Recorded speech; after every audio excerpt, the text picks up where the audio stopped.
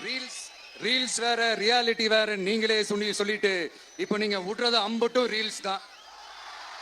அதுல எல்லாம் பாதியில அருந்தும் போயிடுச்சு. அப்படி அருந்து போன ரீல்ஸ் எல்லாம் கொஞ்சம் என்னன்னு பாப்போமா? கேஸ் சிலிண்டருக்கு மானியமா 100 ரூபாய் தரேன்னு சொன்னீங்களே, தந்தீங்களா? 1000 ரூபாய் ஒருத்தர் விடாம எல்லா பெண்களுக்கும் தருவேன்னு சொன்னீங்களே, தந்தீங்களா? டீசல் விலையில மீதி இருக்கிற 3 ரூபாய் குறைப்பேன்னு சொன்னீங்களே, குறைச்சிங்களா? நீட்டு தேர்வை ரத்து செய்வோம்னு சொன்னீங்களே, ரத்து செஞ்சீங்களா? கல்வி கடனை ரத்து செய்வோம்னு சொன்னீங்களே, ரத்து செஞ்சீங்களா?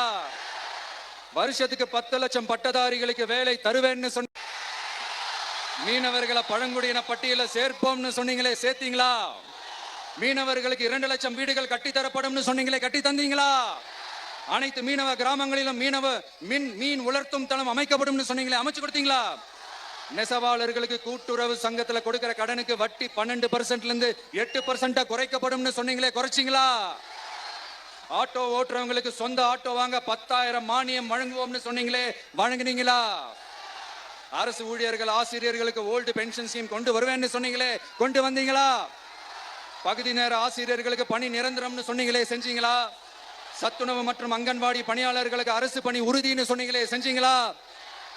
முதியோர் உதவித்தொகை 1500 ரூபாய் தருவேன்னு சொன்னீங்களே, தந்தீங்களா?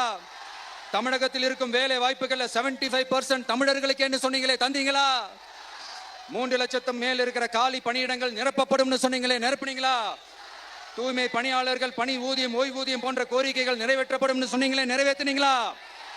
மக்கள் நல பணியாளர்களாக 25,000 பெண்கள் நியமிக்கப்படுவார்கள் சொன்னீங்களே, நியமிச்சீங்களா?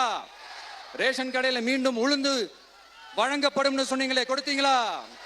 அனைத்து அரசு வேலை வாய்ப்புகளிலும் பெண்களுக்கு 40% முன்னுரிமை வழங்கப்படும் சொன்னீங்களே, கொடுத்தீங்களா? 35 வயதுக்கும் மேற்பட்ட திருமணமாகாத ஆதரவற்ற பெண்களுக்கு கல்வி தகுதிக்கேற்ப அரசு வேலை வழங்கப்படும் சொன்னீங்களே, வழங்கினீங்களா?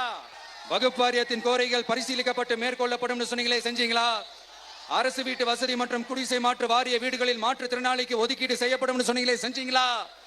இலங்கை தமிழர்களை காப்பாற்ற ஒரே தீர்வு பொது வாக்கெடுப்பு தான், அதை நடத்த வலியுறுத்துவோம்னு சொன்னீங்களே, செஞ்சீங்களா? இப்படியே நம்ம கேள்வி கேட்டுக்கிட்டே இருக்க வேண்டியதுதான். இவங்க கிட்ட இருந்து எந்த பதிலும் வரப்போறது இல்ல. ஏன்னா இருந்தாதானே. அதனால நான் உங்களை கேட்கிறேன், செய்வோம் செய்வோம் செய்வோம் செய்வோம்னு சொன்னாங்களே, செஞ்சாங்களா? சத்தமா சத்தமா? மை டியர், வேணாம் வேணாம் வேணாம். அப்படி கூப்பிட்டா, ஆசையா பாசமா கூப்பிட்டா அவங்களுக்கு பிடிக்க மாட்டேங்குது. அதனால கேக்குதா மை டியர் சிஎம் சார்? அவங்க பண்றது துரோகம்னா நீங்க பண்றது நம்பிக்கை மோசடி.